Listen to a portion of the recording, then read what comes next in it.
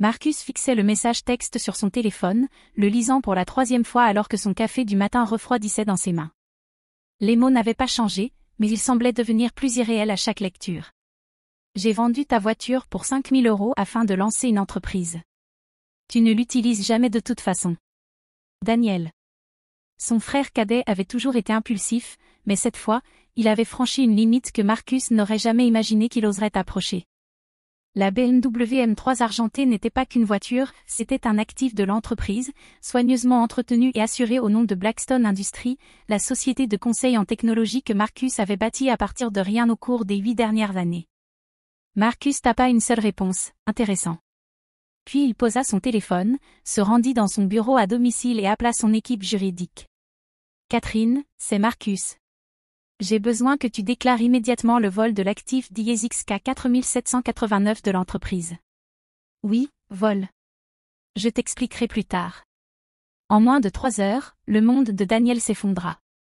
La détective Sarah Reynolds avait déjà vu son lot de conflits familiaux, mais le dossier posé sur son bureau dressait un tableau particulièrement sombre. La BMW avait été vendue à un acheteur de bonne foi dans un parc de voitures d'occasion de l'autre côté de la ville. L'acheteuse, une jeune infirmière prénommée Elena, avait payé en liquide, croyant avoir trouvé une bonne affaire. Elle se retrouvait désormais prise au milieu d'une affaire qui ressemblait fortement à un cas sérieux de vol qualifié de véhicule. Daniel Martinez, le demi-frère de Marcus, était assis dans la salle d'interrogatoire, le sourire confiant qu'il affichait encore ce matin-là ayant complètement disparu. Il ne cessait de répéter que tout cela était un malentendu, que son frère ne porterait jamais plainte, que la famille ne fait pas ça à la famille. Votre frère est propriétaire d'une entreprise multimillionnaire, expliqua la détective Reynolds en faisant glisser les documents sur la table métallique. Ce véhicule est enregistré comme un actif de l'entreprise. Ce que vous avez fait n'est pas emprunter la voiture de votre grand frère, c'est voler à une entité commerciale. C'est un crime.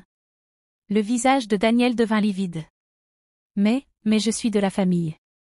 Je l'ai aidé quand il n'était personne. Quand il travaillait dans son garage, j'étais là. Je lui ai prêté de l'argent quand il ne pouvait pas payer son loyer. C'était il y a 15 ans, répliqua Reynolds en consultant ses notes.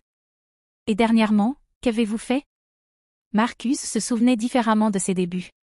Oui, Daniel lui avait bien prêté 800 € une fois, quand Marcus avait 22 ans et était désespéré.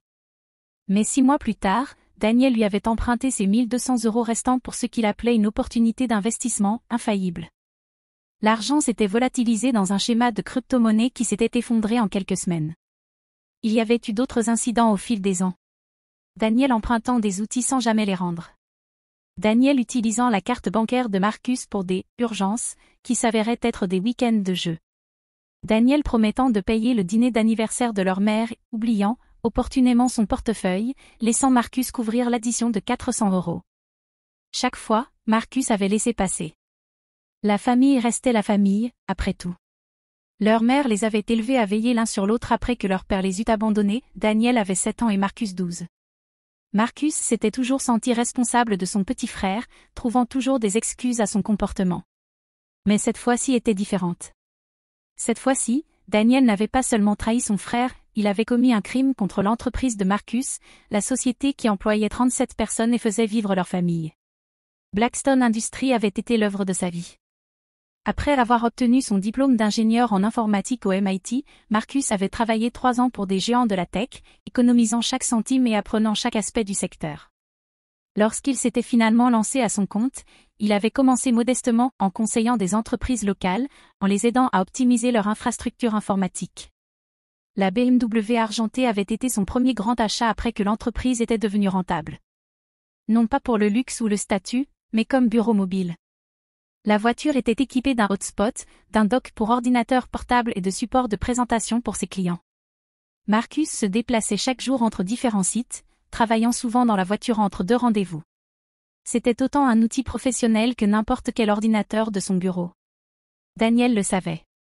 Daniel avait vu Marcus travailler tard le soir, garé devant les bâtiments de ses clients, passer des appels vidéo depuis le siège conducteur lorsque son bureau était en rénovation. Daniel savait que la voiture n'était pas un jouet inutilisé dans un garage, c'était une partie intégrante de la manière dont son frère faisait des affaires. Et pourtant, il l'avait vendue. L'enquête avança rapidement. Le concessionnaire d'occasion Franco S Auto Sale disposait d'images de vidéosurveillance montrant Daniel arrivant avec la BMW. Les documents révélaient que Daniel avait falsifié la signature de Marcus sur le transfert de propriété. Le concessionnaire, Franco Rossi, s'était montré coopératif, il avait cru à l'histoire de Daniel qui prétendait vendre la voiture pour son frère parti à l'étranger pour affaires. Le gamin semblait nerveux, expliqua Franco à la détective Reynolds. Mais il avait les clés, il connaissait des détails sur l'historique d'entretien de la voiture. Je lui ai demandé une pièce d'identité, et il m'a montré un permis de conduire avec le même nom de famille que celui figurant sur l'immatriculation. J'ai cru que c'était vraiment une affaire de famille légitime. La piste était claire et accablante. Daniel n'avait pas seulement commis un vol, mais aussi une fraude. Il avait exploité son lien familial avec Marcus pour tromper le concessionnaire et avait falsifié des documents légaux dans le processus. Pendant ce temps, Elena Hoffman, l'infirmière qui avait acheté la voiture, était anéantie. Elle avait économisé pendant 2 ans pour s'offrir un véhicule fiable pour ses trajets jusqu'à l'hôpital. À présent, elle risquait de perdre à la fois la voiture et son argent. Je voulais juste quelque chose de sûr, confia-t-elle à Reynolds, les larmes aux yeux. Je fais des doubles services pour payer mon loyer. Je ne peux pas me permettre de perdre 5 000 €. 3 jours après l'arrestation de Daniel, Marcus reçut un appel de leur mère, Isabella.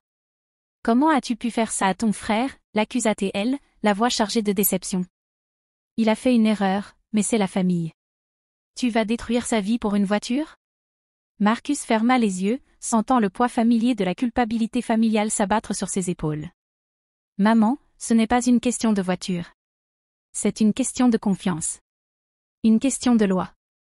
Il a volé à mon entreprise. »« Ton entreprise » s'exclama Isabella. « Depuis quand les affaires sont-elles plus importantes que la famille ? Tu as changé, Marcus. L'argent t'a rendu froid. »« Ce n'est pas une question d'argent, » répondit Marcus, bien qu'il sût qu'elle ne comprendrait pas, Daniel a coûté 5 000 € à une femme innocente. Il a commis une fraude. Si je ne porte pas plainte, que va-t-il lui arriver ? Quel message cela enverra-t-il à mes employés sur l'intégrité ? Tes employés ne sont pas ton sang, rétorqua Isabella. Peut-être pas, dit Marcus d'une voix calme.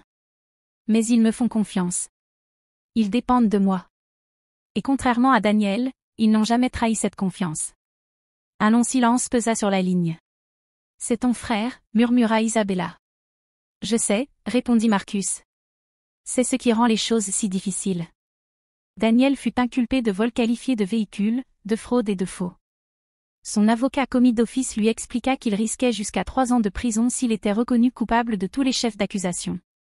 Le procureur était prêt à négocier, si Daniel pouvait rembourser intégralement Elena et verser des dommages à Blackstone Industries pour la perturbation des affaires, les charges pourraient être réduites. Mais Daniel avait déjà dépensé les 5 000 € dans l'inventaire de son « entreprise », un projet de revente d'électronique reconditionnée qui avait échoué en quelques semaines. Il n'avait aucun actif, aucun revenu stable et un dossier de crédit détruit par ses erreurs financières passées. Marcus se trouva face à une position impossible. Il pouvait retirer les accusations, mais cela laisserait Elena sans recours et exposerait potentiellement son entreprise à des problèmes de responsabilité. Ou il pouvait laisser la justice suivre son cours et voir son frère aller en prison. Il y avait une troisième option, que son avocate, Catherine Morrison, avait suggérée discrètement. Vous pourriez indemniser Elena vous-même, dit-elle lors d'une réunion privée. Lui rendre ses 5 000 €, lui laisser garder la voiture jusqu'à ce que les questions juridiques soient résolues. Puis engager des poursuites civiles contre Daniel séparément du dossier pénal. Cela récompenserait son comportement, objecta Marcus. Non, répondit Catherine. Cela protège une victime innocente. Ce que vous décidez de faire à propos de Daniel est une décision distincte. Alors que Marcus luttait avec ce dilemme, il reçut une visite inattendue. Elena Hoffman apparut à son bureau, serrant nerveusement un petit sac à main. « Je voulais vous remercier, dit-elle, le surprenant. Je sais que cette situation doit être difficile pour vous aussi. Être trahi par sa famille, ce n'est pas facile. » Marcus l'invita à s'asseoir, intrigué par sa perspective. « J'ai réfléchi à votre frère, » poursuivit Elena. « Et j'ai réalisé une chose. Ce n'est pas la première fois qu'il fait quelque chose de ce genre, n'est-ce pas ? » Marcus secoua lentement la tête. « Non, ce n'est pas la première fois. »« Alors le fait que vous portiez plainte n'est pas une question de punition, dit-elle. C'est une question de l'arrêter. Mon grand frère était comme ça, toujours à chercher les raccourcis, toujours à blesser les autres en s'attendant à ce que la famille répare ses erreurs. Ça a empiré et empiré, jusqu'à ce que quelqu'un le tienne enfin pour responsable. Qu'est-il arrivé ? Demanda Marcus. Elena sourit tristement. Il est allé en prison pendant 6 mois pour avoir émis de mauvais chèques. La meilleure chose qui lui soit jamais arrivée. Ça l'a obligé à affronter la réalité. Aujourd'hui, il possède un petit restaurant et n'a pas eu de problème depuis 5 ans.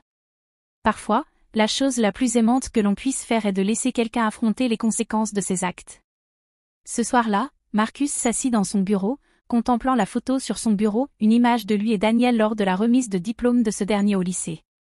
Ils souriaient tous les deux, le bras de Marcus autour des épaules de son petit frère. Daniel avait été major de promotion cette année-là, plein de potentiel et de promesses. Où tout avait-il dérapé ?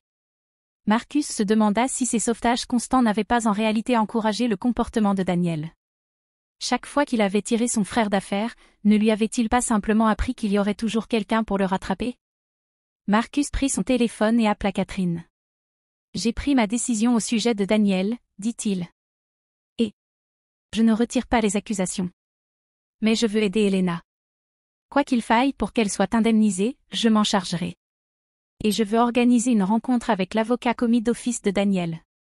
Si Daniel est prêt à suivre un programme thérapie, cours de responsabilité financière, service communautaire, je demanderai au procureur d'envisager des alternatives à la prison. » C'est généreux, observa Catherine. Ce n'est pas de la générosité, répondit Marcus. C'est ce dont Daniel a besoin. Pour la première fois de sa vie, il doit affronter de vraies conséquences et de vraies responsabilités. Peut-être qu'il est trop tard pour sauver notre relation, mais il n'est pas trop tard pour le sauver, lui. Les procédures judiciaires prirent 4 mois pour être résolues. Daniel plaida coupable à des charges réduites en échange d'un placement dans un programme de réhabilitation sous supervision judiciaire. Il devait passer 6 mois dans un foyer de réinsertion, suivre des séances de conseil financier et effectuer 500 heures de travail d'intérêt général. Plus important encore, il devait effectuer des paiements mensuels de restitution à la fois à Elena et à Blackstone Industries pendant 3 ans. Elena conserva la BMW dont Marcus avait discrètement arrangé le transfert légal de la carte grise à son nom une fois que Daniel aurait terminé ses paiements de restitution.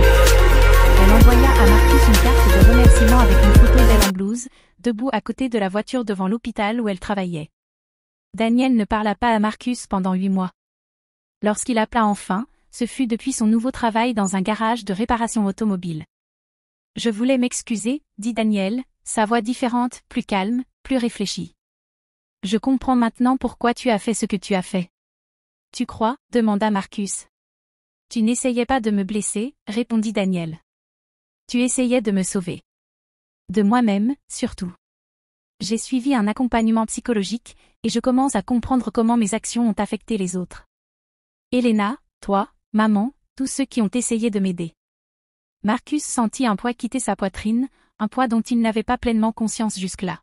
« Tu me manques, » continua Daniel. « Je sais que je ne mérite pas le pardon, mais je veux que tu saches que j'essaie de devenir quelqu'un qui le mérite. » 2 ans plus tard, Marcus reçut un autre message de Daniel. Cette fois, c'était une photo d'une petite vitrine avec l'inscription « Martinez Auto Repair » peinte sur la fenêtre. J'ai ouvert mon propre commerce légitime. Aucune voiture volée impliquée. Merci de ne pas avoir abandonné quand moi je m'étais abandonné. Marcus sourit, tapa en retour, fier de toi. Je t'invite à déjeuner pour fêter ça ? La réponse arriva vite, c'est moi qui paie. Je te dois environ 15 ans de repas. Au déjeuner, ils parlèrent de tout sauf de l'incident de la voiture pendant la première heure. Daniel raconta à Marcus son entreprise, les cours de gestion financière qu'il avait suivis, et la petite amie rencontrée dans son groupe de soutien. Marcus parla de Blackstone Industries, qui comptait désormais 60 employés, et de ses fiançailles récentes avec une femme nommée Sarah que Daniel n'avait jamais rencontrée. Finalement, Daniel aborda l'éléphant dans la pièce. « J'ai besoin que tu saches une chose, » dit-il. « Ce que tu as fait, porter plainte, ça m'a sauvé la vie. J'allais droit vers un chemin qui m'aurait détruit moi et tous ceux qui m'entouraient. Tu as arrêté ça. » Marcus acquiesça. « J'ai failli ne pas le faire. » Maman était furieuse. Une partie de moi voulait tout arranger en silence et faire comme si rien ne s'était passé. « Je suis content que tu ne l'aies pas fait, » répondit Daniel. « Pour la première fois de ma vie d'adulte, j'ai dû affronter les véritables conséquences de mes actes. Aucun membre de la famille pour me sortir de là, aucune excuse derrière laquelle me cacher. C'était terrifiant et nécessaire. Qu'est-ce qui a changé? Demanda Marcus. Daniel resta silencieux un instant, puis dit, j'ai compris qu'à chaque fois que quelqu'un me sauvait, cela renforçait l'idée que je n'avais pas à être responsable de ma propre vie. Qu'il y aurait toujours quelqu'un pour réparer mes erreurs. Je suis devenu un enfant qui n'a jamais grandi, toujours à chercher un coupable ou quelqu'un d'autre pour arranger mes problèmes. Il marqua une pause, puis ajouta, dans ce foyer, j'ai rencontré des gens qui avaient tout perdu parce que leur famille les avait toujours couverts. Mariage détruit, enfants qui refusaient de leur parler, carrière ruinée. J'ai vu mon avenir si je ne changeais pas. Alors qu'il se préparait à quitter le restaurant, Daniel tendit une enveloppe à Marcus. Qu'est-ce que c'est? Demanda Marcus. Le dernier paiement de restitution, répondit Daniel. Je sais qu'il me reste 3 mois sur l'ordonnance du tribunal, mais je voulais finir plus tôt. Et il y a autre chose dedans. Marcus ouvrit l'enveloppe. En plus d'un chèque au nom de Blackstone Industries, il y avait une lettre manuscrite. Marcus, je sais que je ne pourrai jamais effacer les dégâts que j'ai causés à notre relation et à ton entreprise. Mais je veux que tu saches que ta décision de me tenir responsable a été le geste le plus aimant que quelqu'un ait jamais fait pour moi. Tu as choisi la vérité plutôt que le confort, la justice plutôt que la loyauté familiale, et mon bien-être à long terme plutôt que la paix immédiate. Cela demandait un courage que je ne comprenais pas à l'époque.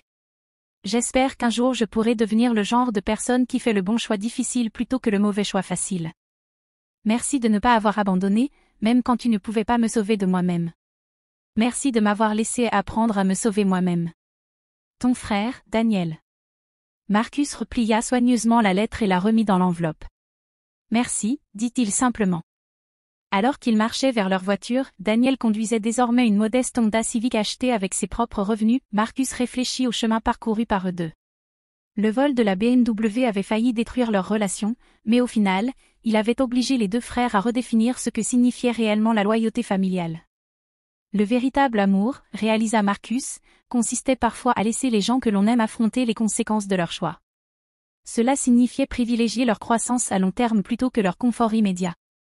Cela signifiait être prêt à jouer le rôle du méchant pour aider quelqu'un à devenir une meilleure personne. La BMW argentée avait disparu depuis longtemps, mais Marcus avait gagné quelque chose de bien plus précieux, un frère qui devenait enfin un homme digne de respect et de confiance. Et Daniel avait gagné quelque chose qu'il n'avait jamais eu auparavant, la certitude qu'il pouvait surmonter ses erreurs et construire quelque chose de significatif de ses propres mains. Parfois, les cadeaux les plus profonds arrivent sous les formes les plus douloureuses. Parfois, l'amour ressemble à une trahison, et le salut à une condamnation. Parfois, le chemin vers la rédemption commence par des menottes et s'achève par une poignée de main entre deux personnes qui comprennent enfin ce que signifie être une famille. L'entreprise que Marcus avait bâtie survécut et prospéra. La confiance qu'il avait investie dans ses employés fut récompensée par leur loyauté et leur dévouement. Et le choix difficile qu'il avait fait au sujet de son frère prouva que l'intégrité n'est pas seulement respecter des règles, c'est créer un monde où la justice et la miséricorde peuvent coexister, où responsabilité et amour peuvent agir ensemble pour transformer des vies. Au final, Marcus apprit que protéger son entreprise signifiait protéger tous ceux qui en dépendaient, y compris les membres de sa famille qui devaient apprendre que les actes ont des conséquences. Et Daniel apprit que la véritable liberté ne vient pas de l'évitement des responsabilités, mais de leur pleine acceptation. L'histoire d'une voiture volée était devenue l'histoire de deux frères qui s'étaient retrouvés en retrouvant d'abord le chemin de la vérité.